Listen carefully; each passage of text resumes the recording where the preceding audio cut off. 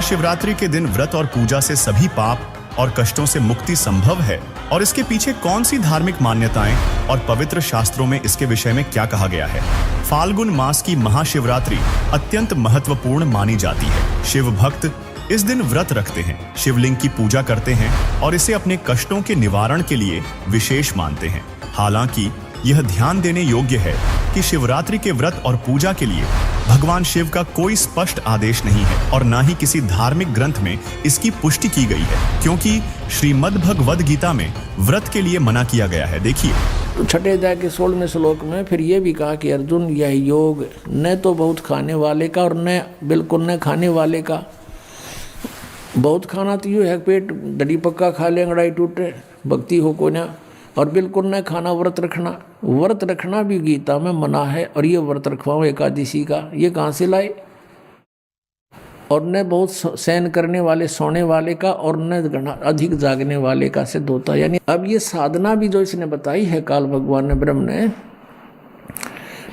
इसने अपने सतर का ज्ञान भी दिया है कि इस प्रकार करो और इससे मेरे से मिलने वाली जो शांति है उसको प्राप्त हो सकते हो। और ब्रह्म से जिसी शांति मिला वो पता ही है। ब्रह्मलोक में गए, वहाँ से फिर जन्म मृत्यु में जैसे चुनक ऋषि की चल रही है ये क्रिया, उसके लिए बताया जा रहा है।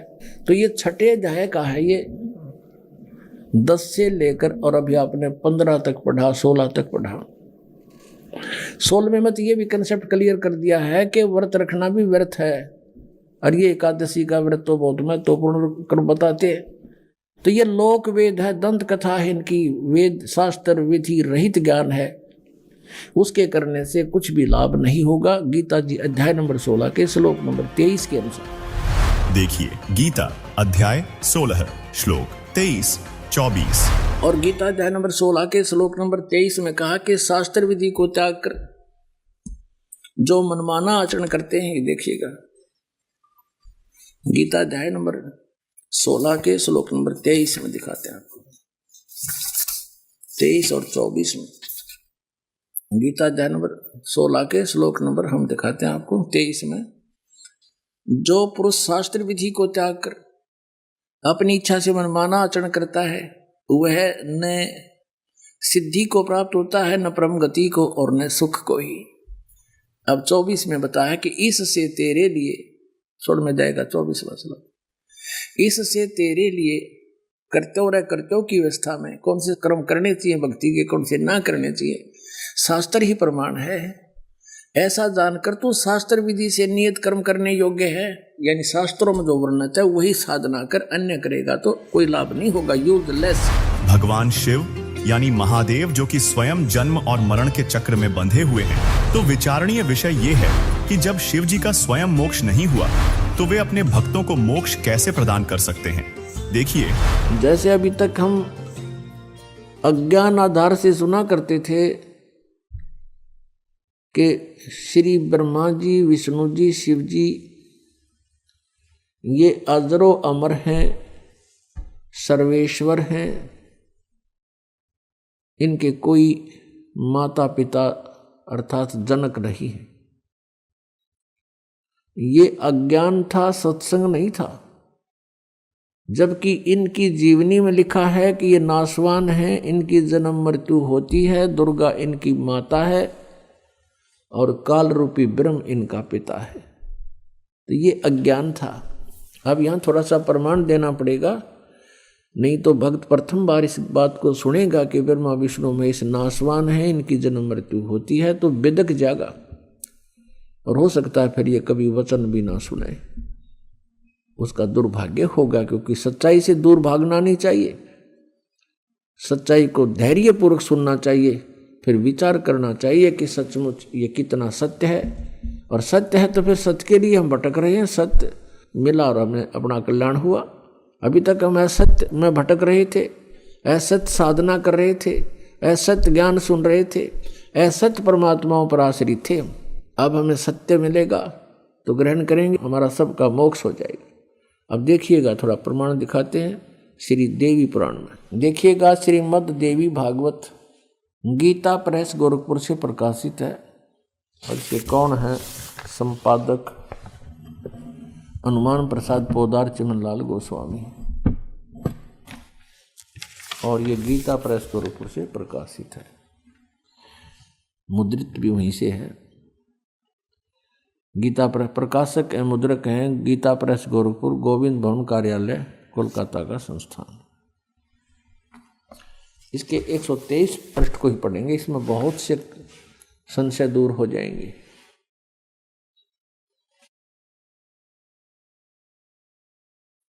तीसरा स्कंद श्रीमद् देवी भागवत आप पढ़ रहे हैं, 123 पृष्ठ पे देखिएगा। तुम भगवान विष्णु जी अपनी माता दुर्गा के विषय में कह रहे हैं स्तुति करते हुए, तुम शुद्ध स्वरूपा हो, यह सारा संसार तुम इसे उद्भासित हो रहा है। मैं ब्रह्मा और शंकर हम सभी तुम्हारी कृपा से विद्यमान हैं। हमारा आविर्भाव माने जन्म और तिरोभाव माने मृत्यु हुआ करता है। हमारा जन्म और मृत्यु हुआ करता है। केवल तुम ही नित्य हो, जगत जननी हो, प्रकृति और सनातनी देवी हो। ओह, फिर यहाँ कहा है, ये स्पष्ट लिखा है आविर्भाव माने जन्म। भगवान विष्णु जी स्वीकार कर रहे हैं कि मैं ब्रह्मा और शंकर हम सभी का जन्म और मृत्यु हुआ करता है। केवल तुम ही नित्य हो यानी अविनाशी हो, जगत जननी हो, प्रकृति और सनातनी देवी हो। ये भी याद रखना कि प्रकृति दुर्गा के लिए ही कहा जाता है। भगवान शंकर बोले, देवी यदि महाभाग विष्णु तुम्ही से प्रकट हुए हैं तो उनके बाद उत्पन्न होने वाले ब्रह्मा भी तुम्हारे बालक हुए। फिर मैं तमोगुणी लीला करने वाला शंकर क्या तुम्हारी संतान नहीं हुआ? अर्थात मुझे भी उत्पन्न करने वाली तुम ही हो शिवे। संपूर्ण संसार की सृष्टि करने में तुम बड़ी चतुर हो। इस संसार की सृष्टि, स्थिति और संहार में तुम्हारे गुण सदा समर्थ हैं।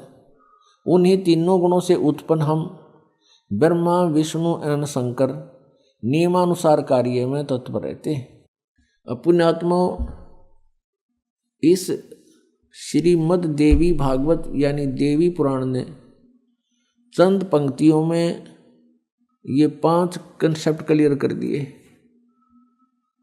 नंबर 1, ब्रह्मा विष्णु महेश नाशवान है, इनकी जन्म मृत्यु होती है, ये इनकी जीवनी में लिखा है। और नंबर 2, प्रकृति दुर्गा को कहते हैं। नंबर 3, दुर्गा इन ब्रह्मा विष्णु महेश की माता है। और नंबर 4, ये कहते हैं हम तो केवल नियमित कार्य ही कर सकते हैं, यानी जिसके संस्कार में दुख या सुख जैसा है उसको एज इट इज दे सकते हैं, उसमें हम कोई परिवर्तन नहीं कर सकते। और 5वां ये हो गया कि रजगुण ब्रह्मा, सतगुण विष्णु, तमगुण शिव जी, कि इन तीनों गुणों से उत्पन्न हम। तो पुण्यात्मा, अभी तक जो ये ज्ञान दिया करते थे वो दंत कथा थी, अज्ञान था, वो सत्संग नहीं था। और आज तक पवित्र हिंदू धर्म के जो गुरु मार्गदर्शक माने जाते थे, ऋषि महर्षि मंडलेश्वर, वो अपने सदग्रंथों से भी परिचित नहीं थे। विचारणीय विषय है कि एक अध्यापक विद्यार्थियों को आउट ऑफ सिलेबस पढ़ाता है, पाठ्यक्रम से अलग ज्ञान देता है, वो उनका मित्र नहीं शत्रु है। तो आज तक जितने भी हमारे पवित्र हिंदू धर्म के जो मार्गदर्शक थे वे टीचर कहलाते थे, लेकिन वो टीचर नहीं थे, वो महाअज्ञानी थे। उन्होंने अपने सदग्रंथों को अर्थात पाठ्यक्रम की पुस्तकों को भी नहीं ढंग से पढ़ा, नहीं समझा, एक लोक वेद बना के पूरे मानव समाज को भ्रमित कर दिया। जैसा कि आपने पूर्व में प्रमाण सहित सुना कि शास्त्र विरुद्ध साधना यानी मनमाना आचरण करने से साधक को कोई लाभ प्राप्त नहीं हो सकता, जिससे स्वसिद्ध होता है कि शास्त्रों के अनुसार शिवरात्रि के व्रत और पूजा से पाप और कष्टों से मुक्ति संभव नहीं है। यह शास्त्र विरुद्ध साधना है और इससे साधक को कोई लाभ नहीं होगा। साथ ही देवी भागवत में आपने पढ़ा कि भगवान शिव स्वयं नाशवान हैं, इसलिए वे अपने भक्तों को मोक्ष प्रदान नहीं कर सकते। पवित्र गीता में भगवान शिव जी के साधकों की स्थिति और उपलब्धियों को क्या बताया गया है? दर्शकों, गीता के रहस्यमय ज्ञान को जानने से पहले ये जान लेते हैं कि 3 गुण क्या हैं। देखिए, ये 3 गुण कौन है? रजगुण ब्रह्मा, सतगुण विष्णु, तमगुण शिव जी। ये देखिएगा मार्कंडेय पुराण। गीता प्रेस गोरखपुर से प्रकाशित संक्षिप्त मार्कंडेय पुराण के अध्याय 25 में लिखा है कि रजोगुण प्रधान ब्रह्मा, तमोगुण प्रधान रुद्र यानी शिव और सत्व प्रधान यानी सतोगुण प्रधान विश्वपालक विष्णु हैं। ये ही 3 देवता हैं और ये ही 3 गुण हैं। और थोड़ा सा पक्का कर दूं, ये देखिएगा, ये है श्रीमद् देवी भागवत। देखिए, खेमराज श्री कृष्ण दास प्रकाशन, बंबई से प्रकाशित श्रीमद् देवी भागवत भाग 1 के 3 स्कंध के अध्याय 5 श्लोक 8 में भगवान शंकर बोले, हे मात, यदि हमारे ऊपर आप दयायुक्त हो तो मुझे तमोगुण क्यों बनाया? कमल से उत्पन्न ब्रह्मा को रजोगुण किस लिए बनाया तथा विष्णु को सतगुण क्यों बनाया? दर्शकों, नीचे संस्कृत को भी देखें, जिसमें स्पष्ट लिखा है, यदि दयार्द्रमणा न सदामबिके कथमहं विहितः च तमोगुणः कमलजश्च रजोगुण संभव सुविहितः किमु सत्वगुणो हरे। इति सिद्धम रजगुण ब्रह्मा, सतगुण विष्णु, तमगुण शिव जी। दर्शकों, मार्कंडेय पुराण और श्रीमद् देवी भागवत के इस उल्लेख से यह स्पष्ट होता है कि 3 गुण यानी रजगुण ब्रह्मा जी, सतगुण विष्णु जी और तमगुण शिव जी हैं। दर्शकों, अब पवित्र गीता जी से और प्रमाण देखिए, त्रिदेवों की पूजा के विषय में क्या कहा गया है और इनकी भक्ति से क्या फल मिलता है। अब ये दास आपको पवित्र श्रीमद् भगवत गीता के अंदर दिखाएगा।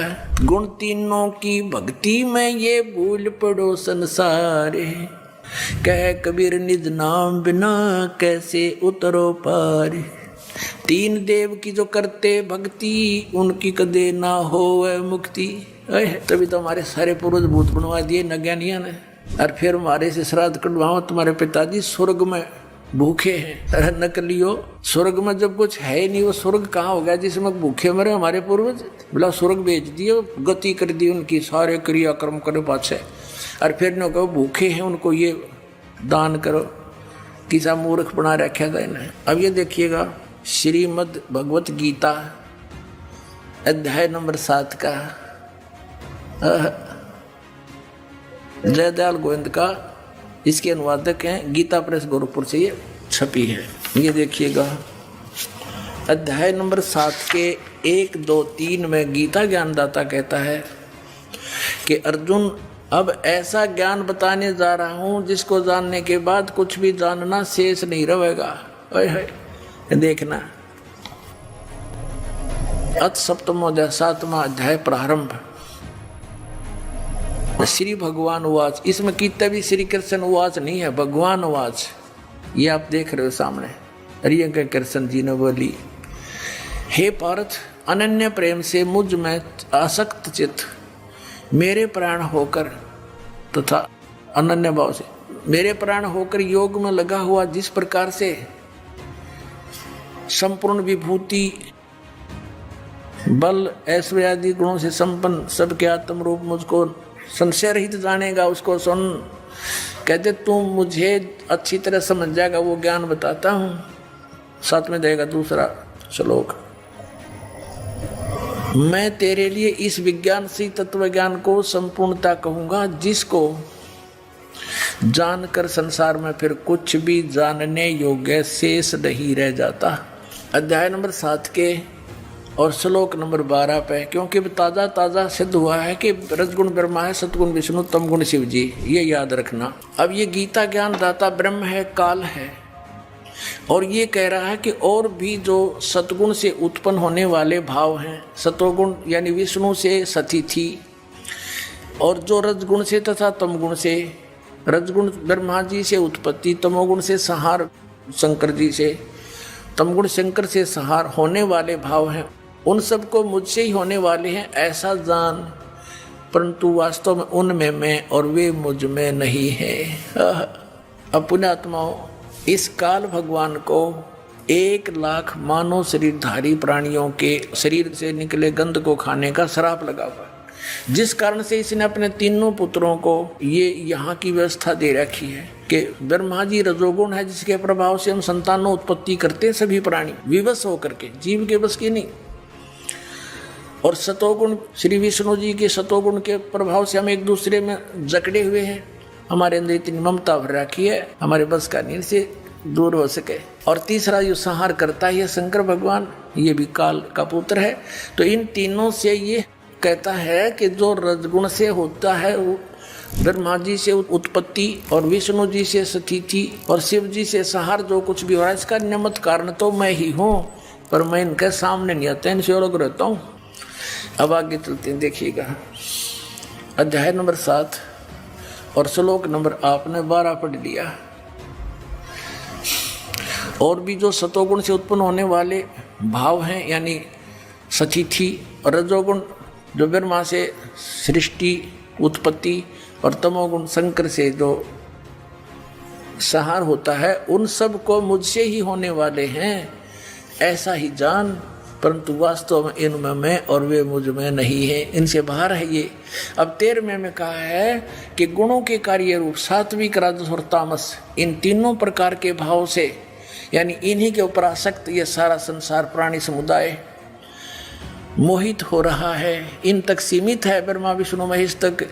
इन तीनों गुणों से, रजगुण ब्रह्मा, सदगुण विष्णु, तमगुण शिव जी से परे मुझ अविनाशी को नहीं जानता। ये कहते हैं इनसे ऊपर हूं मैं, अलग हूं। अब आगे देखो, अब 14वें में कमाल कर दिया, श्लोक नंबर 14 7वें अध्याय का। क्योंकि यह अलौकिक अर्थात अति अद्भुत त्रिगुणमयी मेरी माया, रजगुण ब्रह्मा सतगुण विष्णु तमगुण शिव जी के द्वारा फैलाया गया ये जाल, ये बड़ी दुस्तर है, बड़ा खतरनाक है। जो पुरुष केवल मुझको निरंतर भजते हैं, वे इस माया को ब्रह्मा विष्णु महेश से ऊपर उठ जाते हैं, उल्लंघन कर जाते हैं। यानी जो ब्रह्म से लाभ होता है, वो ब्रह्मा विष्णु महेश के लाभ से अधिक स्वर्ग प्राप्ति होती है। अब यहाँ कहते हैं 15वें श्लोक में कमाल कर दिया, 7वें अध्याय के गीता जी में, माया के द्वारा जिनका ज्ञान हरा जा चुका है, रजगुण ब्रह्मा सतगुण विष्णु और तमगुण शिव जी रूपी इस त्रिगुणमयी माया द्वारा जिनका ज्ञान हरा जा चुका है, जो केवल इन्हीं की भक्ति तक सीमित है, इनसे आगे किसी की सुनना नहीं चाहते। आसुर स्वभाव, राक्षस स्वभाव को धारण किए हुए मनुष्यों में नीच और दूषित कर्म करने वाले मूढ़ लोग, मूर्ख, माम न प्रपदन्ते, मुझको नहीं भजते, यानी जो ब्रह्मा विष्णु महेश तक की भक्ति में लगे रहते हैं, उनके बारे में क्या बताया है कि असुर स्वभाव को धारण किए हुए मनुष्यों में नीच और तरह के जो वही हो, और दूषित कर्म करने वाले मूर्ख लोग, आत्माओं। परमात्मा ने 600 वर्ष पहले कहा था, 3 देव की जो करते भक्ति, उनकी कदे ना होए मुक्ति। और गीता जी ने इनको क्या संज्ञा दे दी आपके समक्ष है। दर्शकों, गीता अध्याय 7 श्लोक 12 से 15 में तीनों गुणों के उपासकों को राक्षस स्वभाव के मनुष्यों में नीच दूषित कर्म करने वाले मूर्ख क्यों कहा गया है, सुनिए। एक भस्मागिरी नाम का साधक था, तपस्वी था, तमोगुण श्री शिव का उपासक, और शिव जी के गेट के सामने, मेन गेट के सामने ऊपर को पैर करके नीचे ने सिर करके तपस्या करने लग गया। 12 वर्ष तक सिरासन पर रहा। एक दिन पार्वती जी ने कहा कि भगवान, आप तो महादेव हो, देवताओं के देव हो, आप तो जो चाहो सो कर सकते हो, आपके भगत को दे दो जो मांगता है। अब भगवान शंकर ने कहा, शिव जी ने कहा तमोगुण ने कि मांग भाई भस्मागिरी, क्या मांगता है साधु। भस्मागिरी ने कहा जी वचनबद्ध हो जाओ तब मांगो। भगवान शिव ने कहा ठीक है भाई, मैं वचनबद्ध हो गया, प्रतिज्ञा करता हूं तू मांगेगा वही दे दूंगा, वचन है मेरा। उसी से मैं सीधा खड़ा हो गया और कहने लगा, भगवान ये भस्म कड़ा दे दो जो आपने हाथ में पहन रखा है। उस भस्म कड़े में एक शक्ति थी, उसको मालूम था कि जिसके सिर के ऊपर ऐसे करके यूं कह दिया कि भस्म, वो व्यक्ति, वो पशु पक्षी भस्म हो जाता था। अब जो ही भगवान शंकर ने वचनबद्ध होने के कारण वो अपना प्रिय कड़ा भी दे दिया, ये सोचकर कि साधु संत है, जंगल में रहता है, हिंसक पशुओं से बचने के लिए, राक्षसों से बचने के लिए ले रहा होगा, दे दिया। जो ही कड़ा हाथ में आया और एकदम ठाके मारकर हंसने लगा कि शंकर होले होशियार, तुझे मारूंगा और पार्वती को अपनी पत्नी बनाऊंगा। हा हा हा। अब उसने यूं किया, शंकर भगवान जान गया कि तो एकदम चेंज हो गया सारा, इसका तो हाव भाव बदल गया नीच का। भगवान शंकर ने डांक ठोक दी, फुल सपेटते भाग लिया, 100 की सपेटते। आगे आगे भगवान और पीछे पीछे पुजारी जा खखाट पटा। तो परमात्मा ने आके रजा करी, उनके शंकर जी के और उस पुजारी के बीच में आकर पार्वती रूप बना के खड़े हो गए खुद परमात्मा। और वो तो पार्वती के लिए भाग ही रहा था, उसने सोचा चल 2 बात कर लेता हूं, पार्वती से रुक गया। अब पार्वती रूप में परमात्मा ने कहा कि आप रुक जाओ, क्यों भागे जा रहे हो, आओ बैठो, 2 बात करेंगे। अब शंकर जी तो आपके निकट आ नहीं सकता, 100 किलोमीटर तो उड़ा नहीं डटे भी हो। अब वो निश्चिंत होकर खड़ा हो गया। पार्वती रूप में प्रभु ने कहा कि मुझे कुछ डांस करके दिखा ताकि मेरा मन प्रसन्न हो, आपको पसंद करूं। वो कहने लगा मैंने नाचना तो ना आता, मैं साधु संत, मैंने तपस्या की है। तो पार्वती रूप में भगवान ने कहा कि मैं सिखाती हूँ तुझे, पहले डांस करके दिखा मुझे। इस हाथ को ऐसे कर, इस पैर को ऐसे कर, इसको ऐसे कर, इसको ऊपर ला, इसको नीचे कर। धीरे धीरे जिस हाथ में उसको कड़ा था वो सिर पर आ गया ना, जो उस डोरी बूझ के जब कह दिया भस्म, वो भस्मागिरी नष्ट हुआ। अब उस कड़े को लेकर विष्णु रूप धारण करके परमात्मा शंकर भगवान के से काफी आगे खड़े हो गए और कहा कहाँ दौड़ रहे हो। बोले नाथ कहाँ चले, शंकर जी कहाँ जा रहे हो, कि भाग ले विष्णु भाग ले, पीछे एक दुष्ट आ रहा है, उसने मेरे से धोखा किया है। तब विष्णु रूप में प्रभु ने कहा कि देख ये तेरा कड़ा मैं ले आया, उससे भाग, डरे मत, वो मैंने नाश मार दिया है। कि नहीं नहीं ये कोई और होगा, कि वही है, चिंता ना कर। दौड़ता दौड़ता पूछ रहा कैसे क्या कर दिया, कि मैंने उसको ऐसे ऐसे पार्वती रूप बनाया, उसके सामने खड़ा हो गया, उसको गंड नाच नचा के और उसको ऐसे किया, जब वो मार दिया। शंकर भगवान ने कहा मुझे उसकी वो ऐस दिखा दे, राख कहाँ सी जड़िया है। वो ला के दिखा लिया ना कि यो पड़ा उसकी राख। जब कलेजे की धड़कन बंद हुई भगवान शिव जी की, जिसको अविनाशी कहा करते, अजरो अमर मृत्युंजय कालज सर्वेश्वर महेश्वर। बताओ, ये थे हमारे टीचर हिंदू धर्म के, नकली गुरु, मूर्ख बना रहे हमारे को हजारों वर्षों से। अपने आत्माओं, ये तो 2 गुणों के पुजारियों का निर्णय हो गया। किसे थे? 2 गुण का उपासक था ब्रह्मा जी का। कौन? हिरण्यकशिपु। भगत बनकर श्रद्धा से खूब तपस्या करी, वर मांग लिए, सुबह मरू ना, शाम मरू, रात मरू ना, दिन मरू, फलान मरू ना, धकड़ मरू। कह दिया तथास्तु। फिर उसने सोची हल्दी की गांठ मिल गई, तू पंसारी हो गया, भगवान बन गया। सब ने नो कहा मेरा नाम लो, विष्णु का नाम मत ले लियो, अपना नाम जपावर नक्षपू करो। अरे मूर्ख। अब भगवान ने उसके घर में भेज दिया खम्ब प्रहलाद, और वो कहा नहीं पिताजी, हिरण्यकशिपु भी कोई मंत्र होता है, भगवान के नाम से लाभ होगा। पिता पुत्र का झगड़ा हो गया इससे बात पे, और ऐसे जुल्म किए उस पुण्यात्मा के साथ, उस राक्षस स्वभाव को धारण किए हुए मनुष्यों में नीच दूषित कर्म करने वाले मूर्ख हिरण्यकशिपु ने, ब्रह्मा रजगुण के उपासक ने। अब यहाँ कहते हैं, अब क्या बताते हैं, सूक्ष्म वेद में कहा परमात्मा ने कि हिरण्यकुश छाती तोड़वाई और ब्राह्मण बाणा और कर्म कसाई। वो तो ब्राह्मण भगत को आवे हैं, भगत का तो बाणा उसका है, और कर्म इसे कसाई कैसे अपने मासूम बच्चे को मारने के लिए ना जाने कितने अच्छे हथकंडे अपनाए। हिरण्यकशिपु छाती तोड़वाई और ब्राह्मण बाणा कर्म कसाई रजोगुण का उपासकता राक्षस कहलाया हिरण्यकशिपु। राक्षस स्वभाव को धारण किए हुए मनुष्यों में नीच दूषित कर्म करने वाले मूर्ख। अब भस्मा गिरी जैसा नीच कर्म कौन करेगा? भगवान की पत्नी पे, और नीच खराब कर दिया अपनी माँ पे, तो इसे दुष्ट गीता जी में कहा है।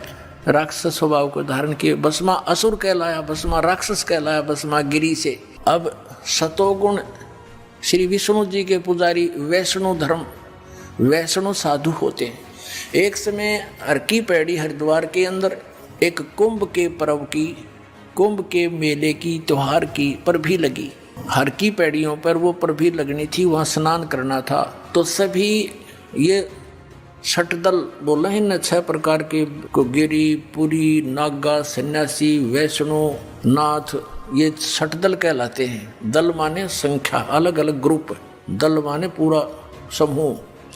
तो ये सब षटदल अपने अपने स्थान पर, अपने अपने डेरों में, अपने अपने ग्रुप में, गिरियों में गिरी, पुरियों में पुरी, सन्यासियों में सन्यासी, नागाओं में नागा, वैष्णवों में वैष्णव साधु जा करके अपने ग्रुप में वहाँ हरिद्वार में इकट्ठे हो गए। ये ऐसा ही करते हैं।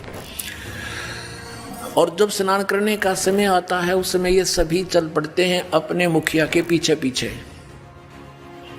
अपने अपने अलग अलग गिरियों का मुखिया अलग होता है, पुरियों का अलग, सन्यासियों का अलग, वैष्णव का अलग, नागाओं का अलग। ये नागा और गिरी, पुरी, सन्यासी और ये नाथ, ये सारे तमोगुण शिव के उपासक, सतोगुण विष्णु के उपासक, वैष्णव साधु। पहले नागा पहुंच गया पूरा ग्रुप, कोई हजारों की संख्या में, 50-60 हजार। और हर की पैड़ी पर नहाने के लिए पोजीशन पकड़ के पहले स्नान करने लगे। पीछे से आगे वैष्णव का समूह पूरा। वैष्णव ने आकर कहा कि हे सतोगुण वैष्णव, विष्णु के उपासकों ने कहा कि हे नागाओ, तुम पहले स्नान मत करना, प्रथम हम स्नान करेंगे, हम सर्वश्रेष्ठ हैं। नागा कहने लगे नहीं, हम सर्वश्रेष्ठ हैं, हम प्रथम स्नान करेंगे, हम त्यागी और बैरागी हैं, हम नी इच्छा रहते हैं, हम वस्त्र तक भी ग्रहण नहीं करते और हम सर्वश्रेष्ठ हैं, हम प्रथम स्नान करेंगे। अब वैष्णव साधु कहने लगे वो संत कि तुम काहे के श्रेष्ठ हो, हैं? तुम नंगे फिरते हो पशु की तरह, राख लपेटे रहते हो, आज तुम नहाने वाले बन गए, शरण फिरो, टट्टी के हाथ भी ना धोते तुम, आज प्रथम स्नान करने पर तुल गए हो। अब इतनी बात से वो क्षुब्ध हो गए। कौन? नागा। भगवान भूल गए, वो कुंभ का मेला की पर भी भूल गए, उल्टे फिर गए एकदम। और उसने उनके बाल पकड़ लिया, उसने उनके गुट्टम गुट्टा, फिर तलवार निकाल लाए, तीर मारे एक दूसरे के, पूरी छुरी घोंप दे, कत्लेआम कर दिया। 25,000 ये त्रिगुण उपासक कटका मर गए वहाँ हर की पैड़ी हरिद्वार के अंदर। ओए होए।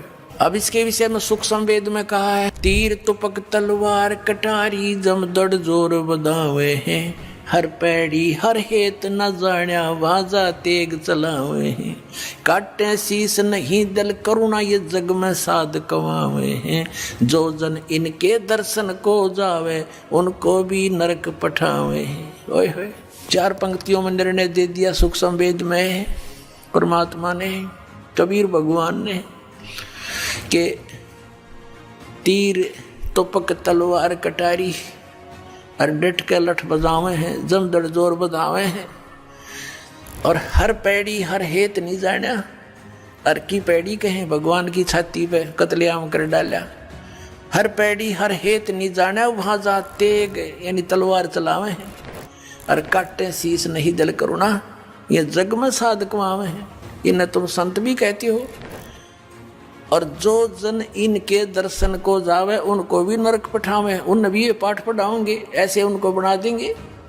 आज तक ये कैसा जुल्म करते रहे, हिंदू मुसलमानों को मार डालते हैं इन्हीं के बहकाए हुए, और मुसलमान हिंदुओं का काट डालते हैं और काजी और मुल्लाओं के बहकाए हुए।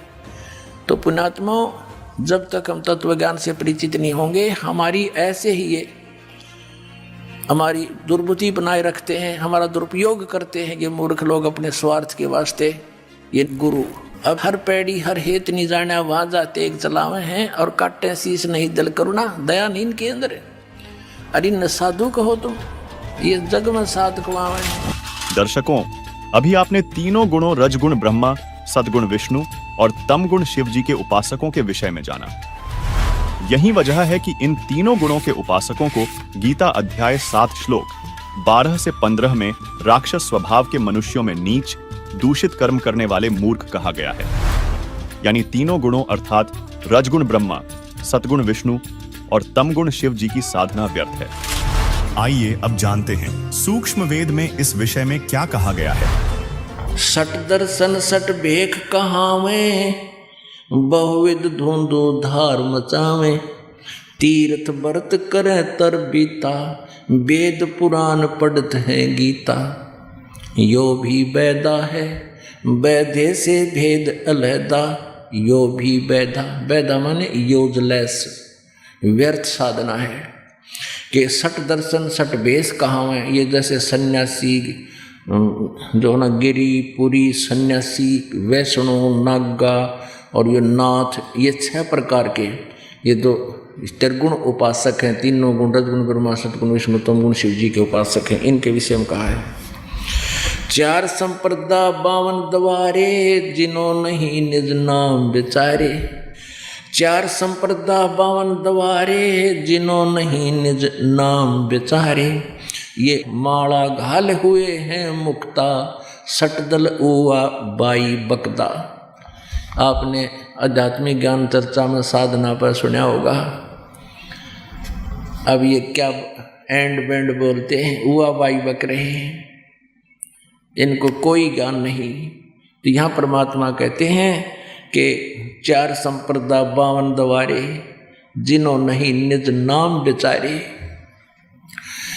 अब ये क्या पढ़ है गीता, वेद पुराण पढ़त है गीता है।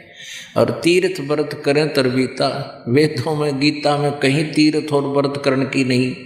गीता जी अध्याय नंबर 6 के श्लोक नंबर 16 में कहा कि अर्जुन ये साधना, ये योग न तो अधिक खाने वाले का, न बिल्कुल ना खाने वाले का, यानी जो बिल्कुल ना खाना व्रत रखना कभी सफल नहीं होता।